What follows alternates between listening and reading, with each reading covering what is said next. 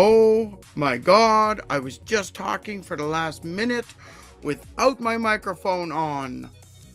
Disturbing. Hi everyone, my name is Ian Hoppy, and this is the Ian the HR Pro live podcast.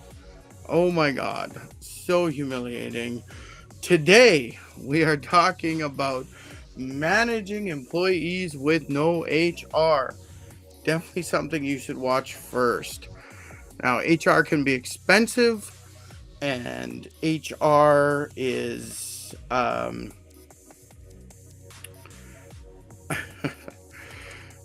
sister, of course, she's already online. It says it started at 11:32, and 11:34 is when you finally appear. Okay, it takes a little bit for it to go from when I click start stream to when it actually starts streaming. With no sound. Did you hear the music at least? I hope you heard the music at least, Joy.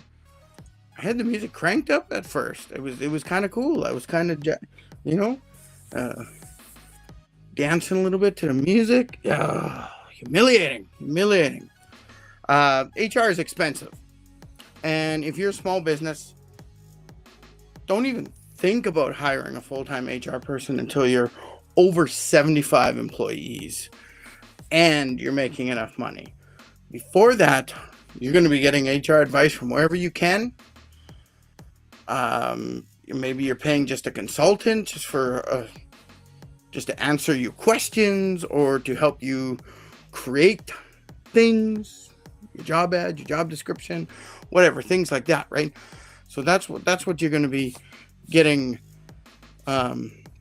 an HR person to do. You're not going to hire them full time and expect them to be doing all your hiring and onboarding and disciplinary actions and all that stuff. You got to do all that. You got to learn all that as a small business owner.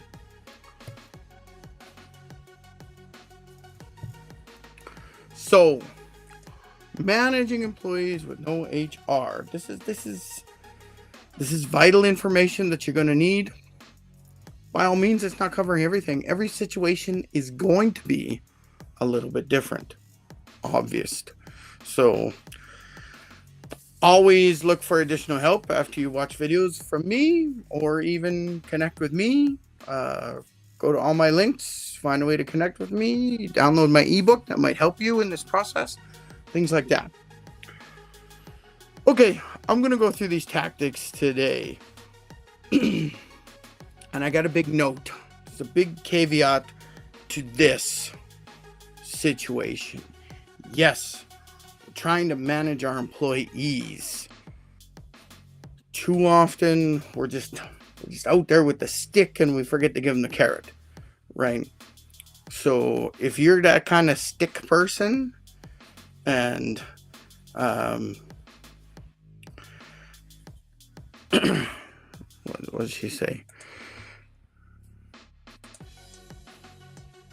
Yes, it's all I heard was music, but you wasn't lip syncing. I was gypped. No, it's just free background music that my app puts in for me. There's no words in any of this. It's just music. Straight up music. So the big caveat, if you're trying to manage your employees, managing your employees means nothing. These tactics may not work if your employees are not paid well. Learn about the local living wage in your area and make sure you're paying at or above that first. Because when people are underpaid, they don't want to go above and beyond.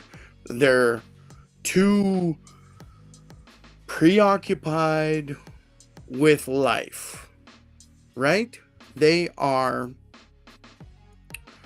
trying to figure out how to feed their kids. They're trying to figure out how to keep their vehicle going. They're trying to figure out how to pay their rent. They're trying to figure out how to take care of an elderly family member, right? These things are there. So the first thing they're thinking of all day long is how can I make more money? If you try to manage someone who who is not making enough money, they will take it the wrong way. They won't feel it's support. They'll think it's a negative thing, anything you try to do. So, big caveat. Make sure you're paying well. This is the first thing I tell all my clients. Are you paying your employees well?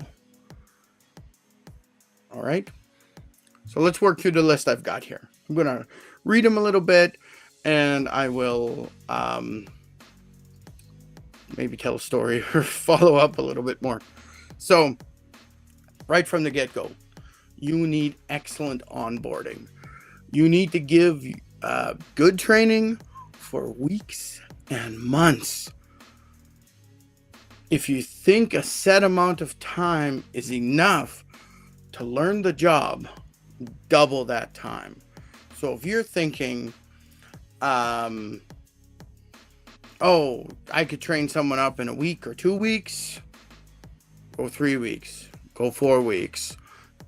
Don't expect them to actually get the job and get good at the job in that shorter period. But make sure you explain why you're helping them, why you're onboarding them so long, why you're doing that initial training for such a long period. And make sure you've got that friendly, ask me questions. If you're not asking questions, I'm going to feel like you're not learning or you're not doing the job right. Let them know what you're thinking, why you're doing it. What did my sister say here? My stick doesn't work. I've been whipping myself. I've been whipping my staff and they ignore me. Ask Tanis for new stickers and I get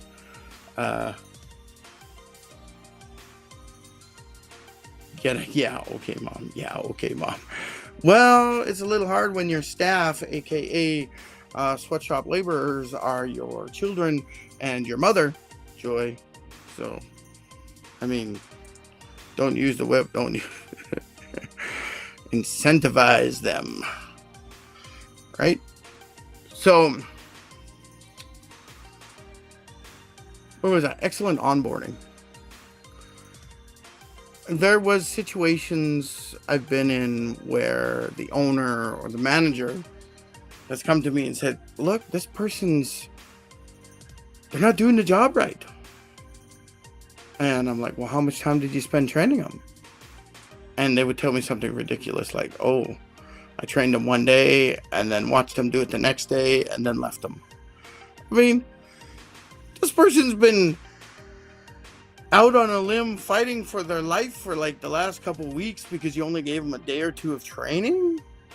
Oh, my man, find a way to give more training and buddy them up with somebody. If it's not you who's the ongoing training buddy, then assign it to someone else. Maybe you got a manager, maybe you got a more senior employee, but you need to continue that training and you need to remind them that this ain't micromanaging, this is your training. Slowly you'll ease off and then they'll be on their own, but they will feel comfortable to be able to ask when they need help. So more onboarding, the initial training on the job, more of it. I had a situation in an organization I was part of where the new employees, they felt confused about what their role was. And after a few weeks or a month, I would have to go to them and say, here, I gotta explain, because you seem confused. I had to explain the business and how the organization worked and their spot in it, what they were getting and what they needed to send on in the business process. And I found this, at first it was like, why don't these people understand the business? But then I realized we weren't teaching them about the business. We weren't showing them the big picture.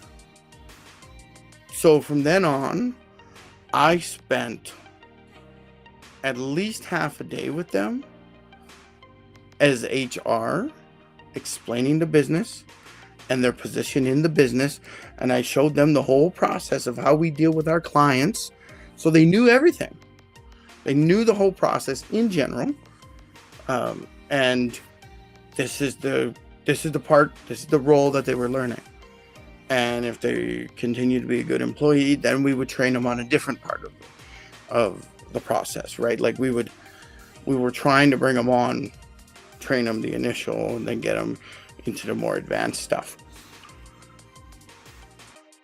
And then for the second half of the day, I would hand them off to their trainer, the person that actually hands-on trained them how to do the job that they were hired to do. And they would sit with that person for at least a week. And that was better because they kind of understood where they existed and the responsibility in the cog, as a cog in the machine. So more training and specific training. If you're noticing people just don't understand something, make sure that gets explained on day one. All right, okay, next point. When you see an employee struggling, teach and accommodate first. This is a great opportunity to double check what your onboarding process is, to check to make sure that your onboarding process is covering all the bases. Because if there's an ongoing struggle that you see with new employees, then that was probably something that you should have addressed better in the onboarding process. Accommodating an employee's issue shows that you care about them at a personal level. They're humans. Crazy stuff happens. We know there's always that flat tire. There's always that traffic because of an accident. There's always childcare issues. There's always reason to try to get to a bank because banks close early for some bizarre reason. Just all this stuff. That's life, man. Right? Life has issues, and an organization's first reaction should be to help accommodate or resolve them. So, knee-jerk reaction, oh my God, this employee was late. Let's punish them. Let's start them on a disciplinary process. Let's create an official policy so it won't happen again, right? These are all wrong. Your first instinct should be, oh, is there anything wrong? Can I help you with this? How can we accommodate this situation? Right? And if the employee feels safe enough, they're going to say, oh, my kid's daycare doesn't open till 8 and you want me to be here at 8. So I'm going to be 10-15 minutes late every day. Right? This is a situation, if they're not customer facing, like if it's grocery store or convenience store or something, and the doors open, clients come flying in, and their job is cashier, this is going to be a harder situation. But could you still accommodate this? You as the owner or your manager come in and you open the store, you run the till for the first 15 minutes, then your employee comes, and then you move to the back to go do your work, right? This is a totally okay situation. Now, if it's a situation where someone is always late, but it's more like traffic, they're leaving the house a little bit late, a kind of avoidable situation, but this is the nature of trying to get to work, you can take it the other direction. A lot of organizations, they try to demand employees be there 15 minutes early so they can start working right at the time. Well, If you demand an employee to arrive 15 minutes early, then their start time for pay is 15 minutes early. So you start paying them 15 minutes earlier. Does that mean you let them leave 15 minutes earlier? Not necessarily. They can still work their full shift. But if you're demanding them to be there early, and or you can say, I'm accommodating you. Let's make it so you start 15 minutes early so you have time to set up the store. And if you're late, now and again, the store isn't going to sit closed while you try to get here, while you try to arrive. So, yeah, you start paying them at 7:45, and they can get their till ready, and they can be a few minutes late. That's fine. But they're there at 8 to open up the store. There's nothing wrong with that. This is how you accommodate. Right off the bat, if you're strict, you got to be here at 8 and start working at 8. You're going to lose people. You're going to lose people. They're not going to feel welcome or comfortable, things like that. Now, this situation is way easier in an organization where it's not like a retail store where you open up. If you're, like in my case, if you're an HR consultant and you're working for a company, I don't care if you arrive 10 minutes late. I really don't care. I can go to you and say, just make sure you're trying to make up that 5-10 minutes somewhere. From your lunch, after work a little bit late, right? It's a non-issue. Now, everyone's going to be managers, owners. They're always scared. Oh, if I let someone else do it, then everybody's going to do it. And then we're going to be opening the business at 9 o'clock every day instead of 8 o'clock every day. It is not that bad. It shouldn't get that bad. Especially if you're dealing with these issues honestly, truthfully, respectfully.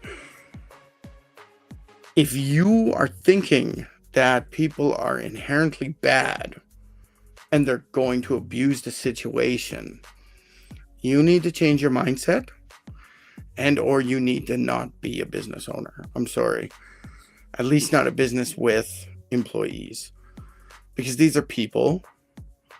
They're not your robotic slaves that are going to be perfect. Sorry, I hate that word. I'll try to think of a different word. But they're not your servants in any way, shape, or form. They're your employees. They do a valuable service for you so that you can expand your business. So you should be happy and thankful and accommodating when these human beings are having issues. Because if you're not accommodating, they're going to leave. Even if they're paid well. If you got a bad work environment and you're not nice to your employees, they will leave.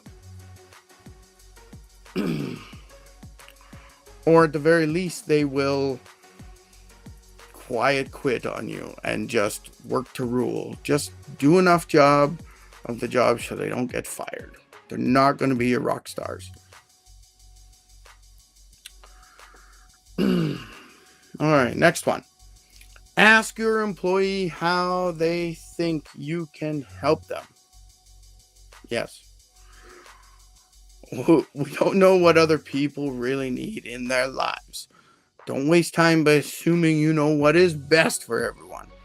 Ask them. It's just like being an ally to someone, to women, to people of color, to indigenous people. You don't go in there all savior-like, white savior-like, and say, I know what you need. You ask, what do you need? How can I help? That's what you ask all your employees. When you decide on some sort of resolution to their issue, whatever it is, the employee will have buy-in because the resolution was partly their idea. or at least they helped create it.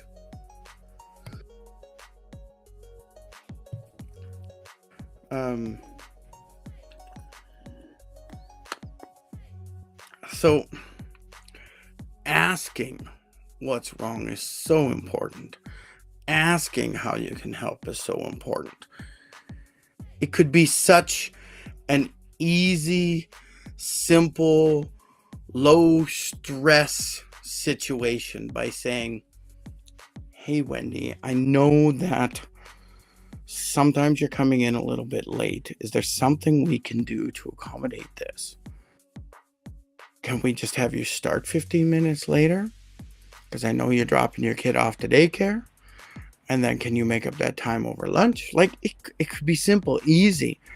But if you went to Wendy and said, hey, Wendy, you're coming in late all the time. This has to stop. If you come in late again, I'm going to have to rate you up. That is not productive. That is what a bad cop does on the job as they escalate the situation. We don't want to escalate it. And by being open to suggestions, hey, Wendy, I noticed this. How can I help? Right? How can I help? What can I do? What's wrong? Just ask. Just ask. Not hard. I'll take a drink here. Take a drink. I'm going to take a deep breath. So, don't label an issue or problem until you've tried to accommodate it a couple of times first, right? If an employee continues to break a resolution they helped create, you can begin documenting the incidents for possible dismissal, right? It can be easier to terminate employment when the employee feels guilty for breaking their own rule, right? A month ago, you went to Wendy and said, hey, Wendy, I noticed this. How can I help? What can I do? Can we come up with a resolution that's going to work? And you make an agreement. Hey, okay, moving forward, this is what we're going to do. And you may want to create a policy out of this resolution, but I would hold off for a bit. I'll talk more on that in a bit.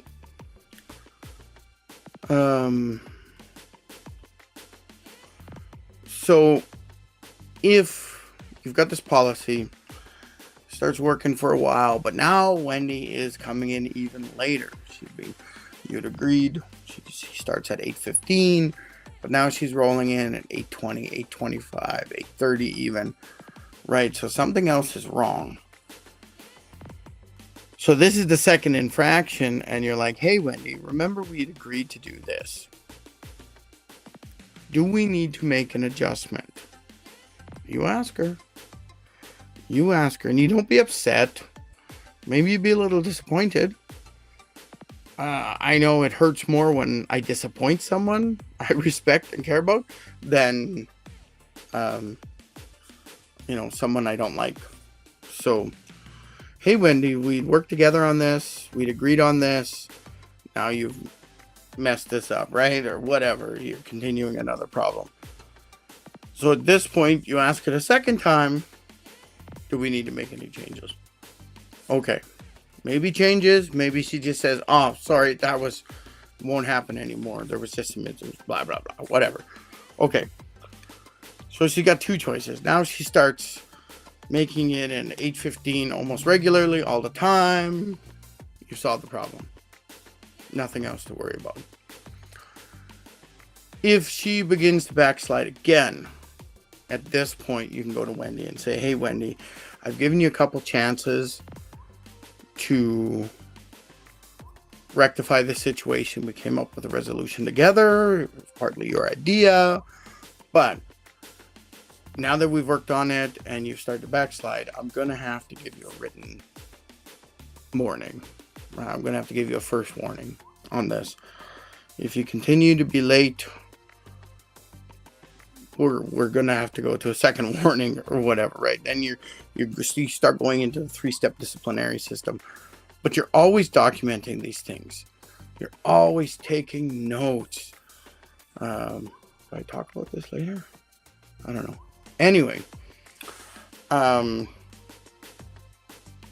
once you go into this termination process, it could be easier to let Wendy go, because Wendy's going to be, yeah, I'm sorry, I tried.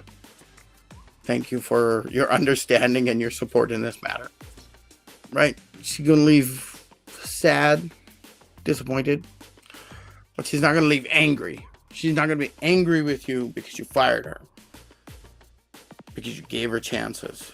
And that's a big key to managing people. Even if they're leaving your organization, you want them to be happy. I think I talk more about that later too.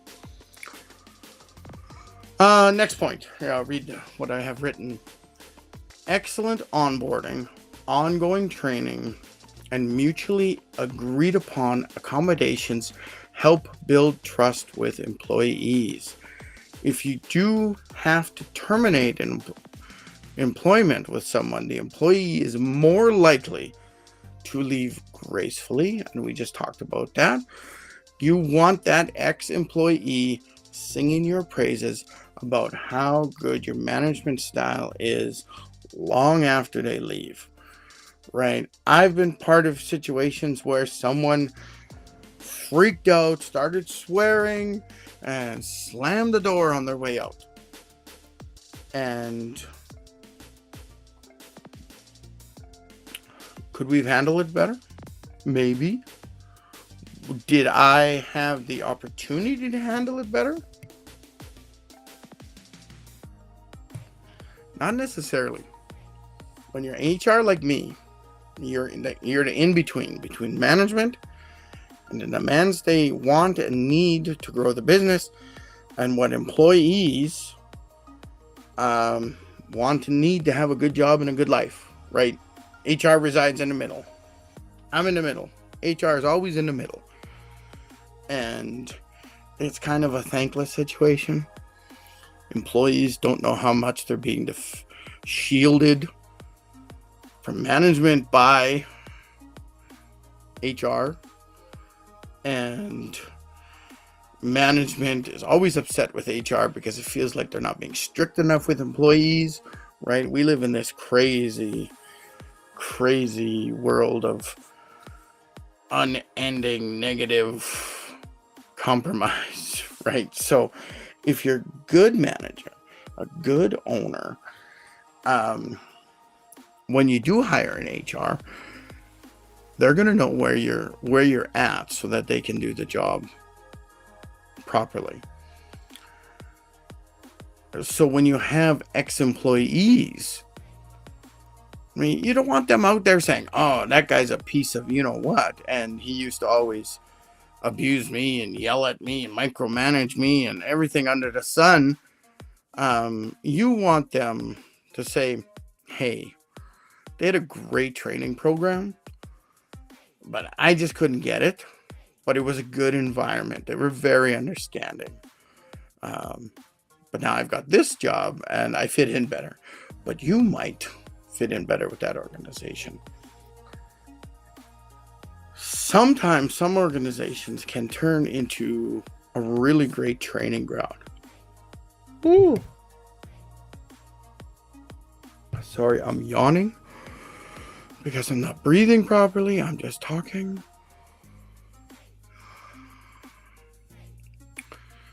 Like I was saying, some organizations can be a really great training ground, but there's not a lot of room for long-term advancements. So they're constantly hiring entry-level employees, they train them up, and they get into certain specialized roles, but there's no room to move into, supervisor or middle management or upper management roles. There's not a lot of space there. So once an employee gets to a point, a year, 2 years, then they've got a lot of skills. They could leave and go to another organization where there is room to advance their career. And you need to understand that your organization might be like that. The idea that you can hire someone and they will stay in a low-level, low-paid position for the next 10, 20 years is a complete illusion. Do not get in that trap where you can say, I just need someone who does well in this job and they stay there forever. They're not going to want to stay there forever. There may be the occasional unicorns that's all they want, but you're not always going to find that person. In fact, you may never find that person. And eventually, right, when they retire, you're going to have to find someone else again. Well, unless you're retired too and you shut down the business, but whatever. But the idea is a business is always going to have some level of turnover. It's just going to happen. You're going to get new people in with less experience. You're going to train them up. They're going to leave because there's no place for them to advance in your organization. That's just the way it is. So accept that. Realize that that's going to be the process. And you're going to have more ex-employees than you do current employees. So you want all them ex-employees out there in the world saying it's a great place to learn. It's a great place for training. And it got me through my first 2 years in this industry. And now look at me. I've grown into a new role in a new organization, right? That's what you want.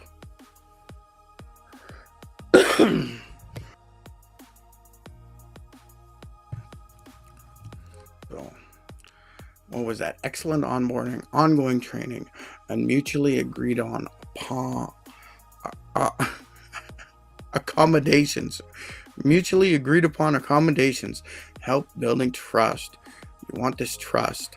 You want this long-term praise. Next one.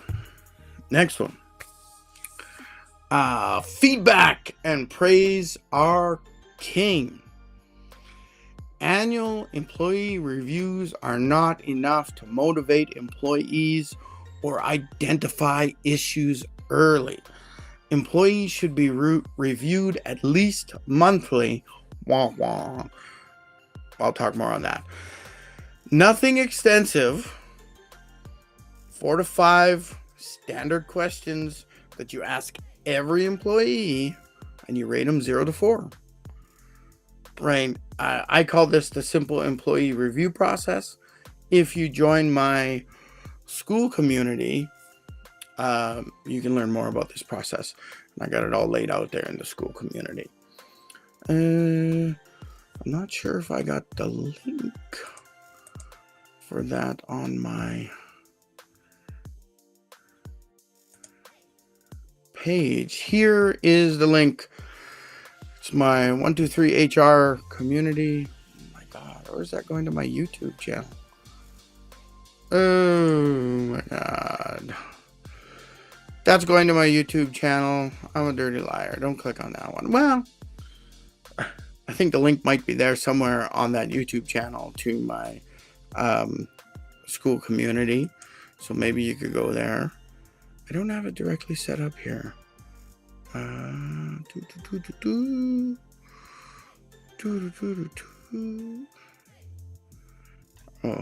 that's weird. Anyway, I don't think it's on all my links up here in the top right corner. I don't think it's there anymore. I think I might have taken it off. I've been adjusting where I'm sending people. But if you join my school community, it will teach you how to do these basic employee reviews. Here, I'm going to grab the link and I'm going to create a link right now. 1, 2, 3. HR school community. I'm not going to put an image. Okay, here it is. This is the link to my HR school community. If you go there, join up, you should be able to get access to my simple review process. The idea with the simple review process is that you are trying to get this feedback and you're able to give praise as soon as possible, more often. Now, when we think of employee reviews, I've been in organizations, especially in the federal government, where the employee review is like this 10-page document, and once a year, the supervisors spend like 2 weeks, all their time trying to create these employee reviews. That is insane. And then nobody looks at them again until next year when your supervisor reviews it to update it for this next year, right? And that's just not enough. So, with the simple review process monthly, it's half a page. If you have a full page, you can put 2. So you have these 5 quick questions, 0 to 4, and you just rate them. And it's standardized questions across for all your employees. Does this employee do their job well? 0 to 4. Does this employee communicate well? 0 to 4. Is this employee a team player? 0 to 4. Right? These are the types of questions. They're general. It's not like, does this person know how to use this specific program properly? That's job specific. But you want this review to be organization specific, not job specific. Otherwise, you have to create multiple of these employee reviews. So you may say, does this employee know how to use their programs properly? Right? More general. One person is using Simply Accounting. The other person is using some editing software. Another person is using your CRM. Right? Each position may be using different programs. So you want it to be as general as possible. And it takes you how long? Don't leave space to write. I leave 2 small lines for notes. I mean, if someone wanted to, they could write on the back. Discourage you and your supervisors or your managers from writing anymore.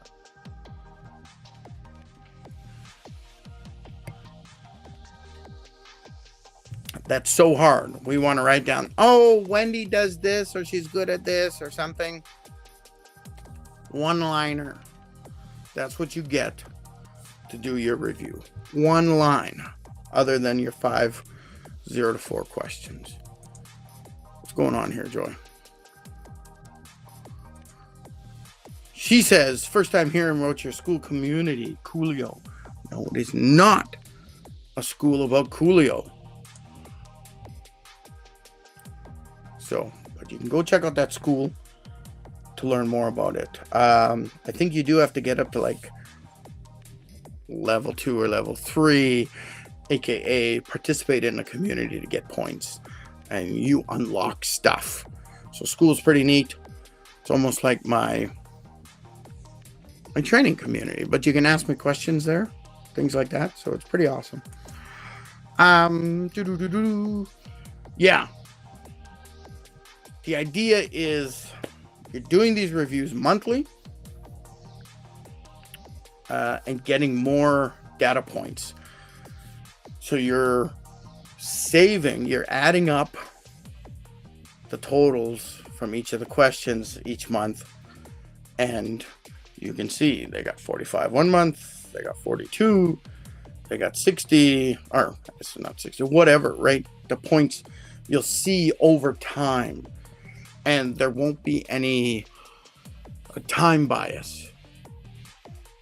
If I did something wrong this month, it's going to show I did something wrong this month.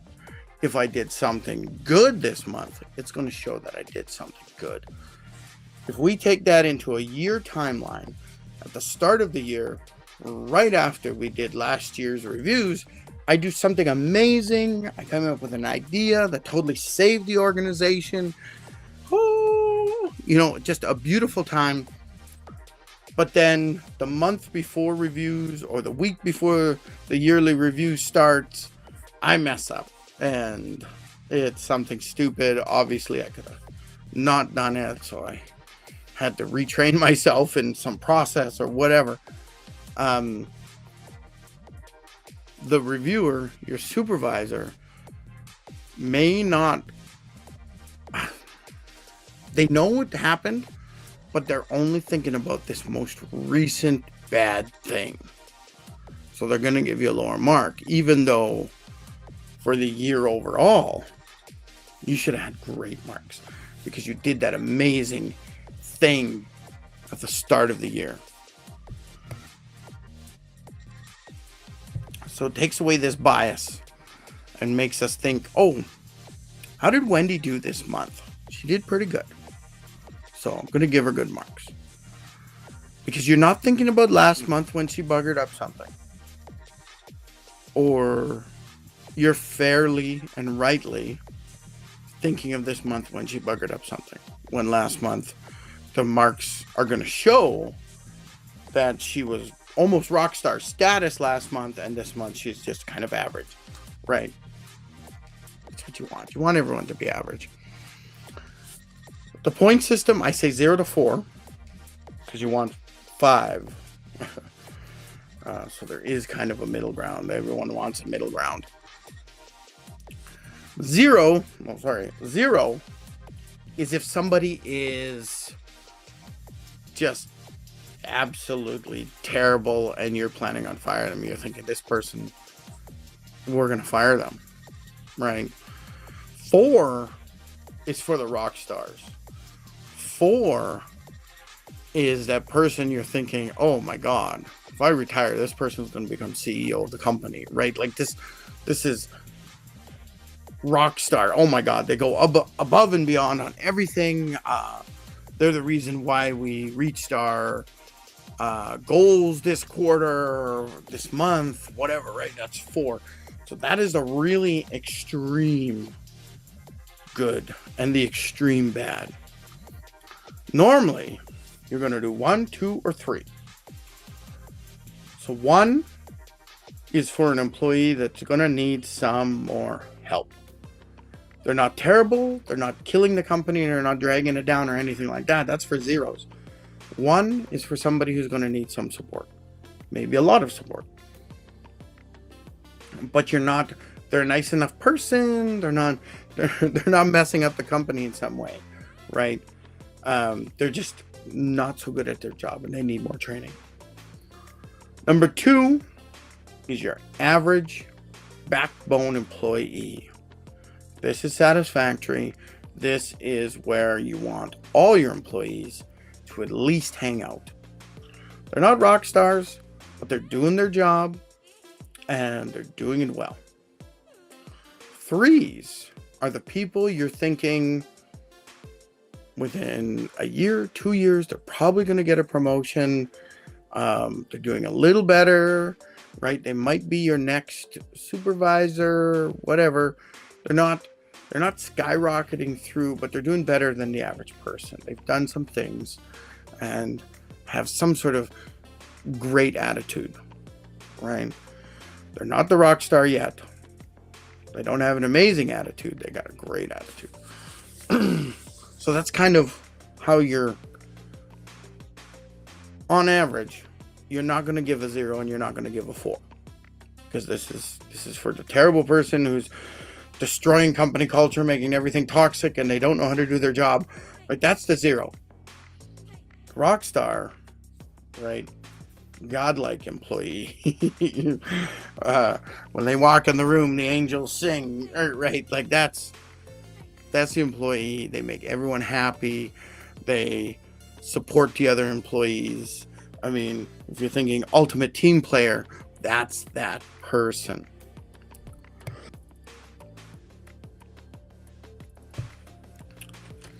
Next.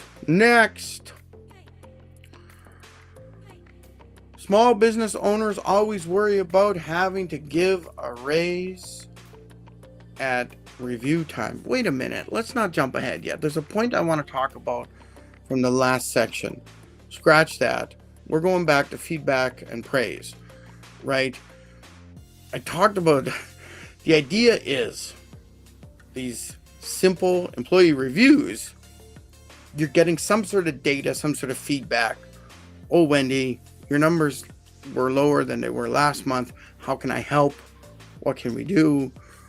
Oh, Wendy, your numbers improved from last month. Good job. I really appreciate what you're doing around the organization. They get that monthly. And if we think about some organizations, like, oh my God, this review should take you 5 minutes or less. If you supervise a handful of people, use the tactic of just reviewing one person each week. Not all of them, just one person each week, and put them in rotation. So if you got 5 employees, every 5 weeks, you will have reviewed everybody and you start over. So I think about construction site foreman or some sort of industry foreman. They've got a crew of 10 people or whatever. You just have that foreman review 1 or 2 people a week, and they just keep on that rotation. 5 minutes, end of day on Wednesday and Friday afternoon, right? They just review another employee, and that gets them going. Then when they go to the office to hand in timesheets, what's that called? Daily sheets, when they show how many employees they had, how many pieces of equipment they have. Forgot the name. But when they hand that in, they should hand in their reviews at the same time, a couple times a week. And they're just doing 1 a day. So if they got a crew of 10, and they're doing 1 on Wednesday and 1 on Fridays, then every 5 weeks, they've reviewed their entire team. And HR has all the data on the people. And of course, you have the superintendent foreman who looks after 5 to 10 crews. They're not reviewing all the members of each crew. They're just reviewing their foreman, right? And the manager might have 2 or 3 superintendents. They're just reviewing the superintendents. So it's pretty simple, pretty quick. Okay, I'm done with employee reviews. Go to the school. You can get more info on how to build it and stuff like that. Small business owners always worry about having to give a raise at review time. If you already have a set pay grid, you have the security measure that keeps you and your organization, or keeps you and your employees in line. As the owner or manager, you should always budget wages or salaries at the top of the pay grid. This way, you could always be under budget because you're not paying everyone full. But more importantly, you will not be scared if an employee asks for a raise. If you have the review system up already and an employee says, hey, I want a raise, you can go back to your simple review and see if they deserve a raise. Because with the simple system, it kind of says, based on somebody's numbers, they should get a raise within 6 months if they keep up this high point system, right? And the budget keeps you in budget. If they're already being paid at the top end of your budget, you have the ability to say, sorry, Wendy, you're already at the top of your pay grid. The pay grid won't get reviewed till next year. So I can't give you a raise till next year. And I mean, if it's a yearly raise, it's probably just a cost of living increase, which is usually about 3%. If you can give COLA, the cost of living pay increase each year, right? When you create the pay grid, it's built in. Year by year, here's what they should increase year by year, but they also have the merit increases. So each year they get a raise and they move through this pay grid as they get merit pay increases. So they could be anywhere from $23 an hour to $30 an hour. But you're budgeting everybody in that job class. You're budgeting that you're paying $30 an hour. And this really helps your organization budget, right? If you can't afford to pay that person, you've got too many people, or you're not doing something that's generating revenue, right? So don't hire until you can afford it. And if you're keeping track in your budget like this, you can definitively say, can I afford to have 10 employees, all of them at the tippy top of their pay grid? If you can do that and have extra, then you can consider hiring the next employee. But of course, you want to make sure that you can fully pay 11 people at the top of the pay grid. Now, not everybody's going to be anywhere near the top of the pay grid. And your next employee is probably going to come in somewhere low or low to middle based on experience, right? So, pay grid. Get your pay grid set up. And I think I also have that free to get if you join my school community too. I think that's in there, the pay grid.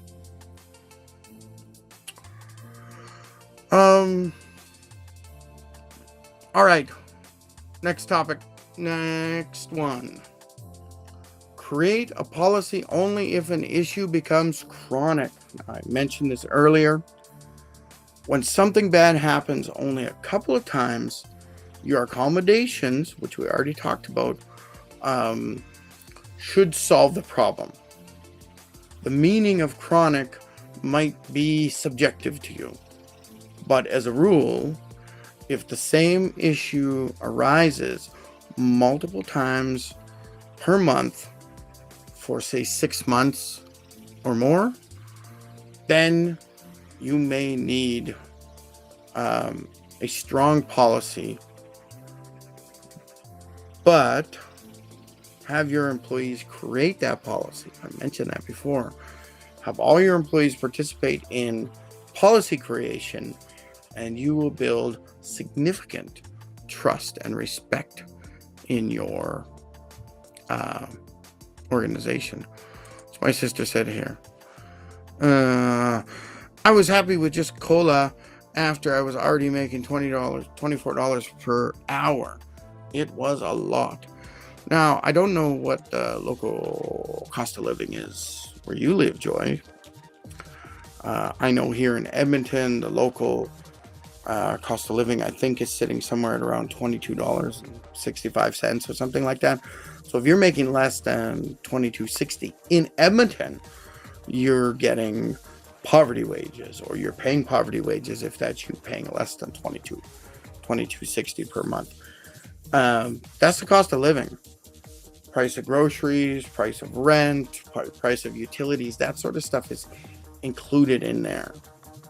And if you're not making that much, you're not surviving properly, and you may need to get a second job, or you're searching for a better job. Either way, you're not fully concentrating on your current job. There's no way you're giving 100% to a job where you're not making the living wage. It just doesn't.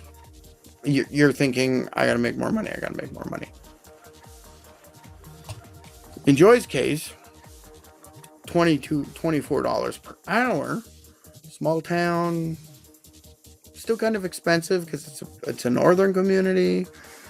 So, but $24 an hour feels like it was enough. So if you get just a cost of living increase each year, that's probably fine. That's probably fine. So coming back to the policies, when something becomes chronic, sit down with your employees and say, hey, we've got this issue, you're a staff meeting. And you've got your handful of employees and you say, how can we solve this? It is affecting us this way. Explain to them why.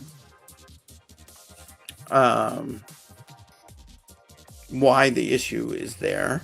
And what, explain why it needs to get fixed. Have your employees brainstorm. Use their brain power. You don't have to come up with all the policies. If your employees can create some sort of policy, they might make a really lenient policy. You know what? That's fine. You should just go ahead with that. And you're like, all right, we've all agreed to this. As soon as they start breaking that policy, you can come back then one more time and say, look, we'd all agreed on this. Why isn't this happening? Should we make a change? They may decide not to make a change. That's fine. But now you're locked in. Twice you went to them and said, how can we fix this? And you took their ideas. Now you can be strict. Now you can say, if you don't follow this policy we created, you will start the disciplinary process. You have to stick to your guns.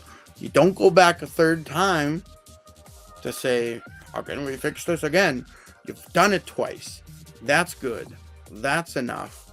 Now you're being strict. They've participated. They've created a policy. Now you must enforce it. But you don't want to create policies for absolutely everything, and you certainly don't want to create the policies by yourself in a dark room in a corner. Oh, here's a good policy. Now my employees will be good employees. They're not. They're going to hate you. Joy says, continuing her conversation about the cost of living and making $24 an hour. Of course, we was a 2-income family. I hate this. Joy, don't ever say this out loud, especially around an employer. Don't. This is the stigma from the 50s, when the middle class, when the woman stayed home and looked after the kids and the man went out and made the money, was the breadwinner. And so if a woman in the 50s, 60s, 70s, and 80s, or even the 90s, right? Early 2000s, if the woman is getting a job, well, she's got a husband that really looks after her, so she doesn't deserve to make more money because she's just a woman and it's just a little extra money for the household, right? Because the big burly man is the one who's taking care of everything, right? We got to get away from that. Who cares if it's 2-income family or not? Everybody deserves equal pay for equal work, right? So it is, yes, I might be okay with this amount of pay. I might be okay with that. But I want you to turn around and say, but is everyone else okay with this rate I'm being paid? Is it the local living wage? And is everyone else in my community making at least this much money? I don't care if it's women. I hate the fact that we have a lower wage for youth who are students, right? That's despicable.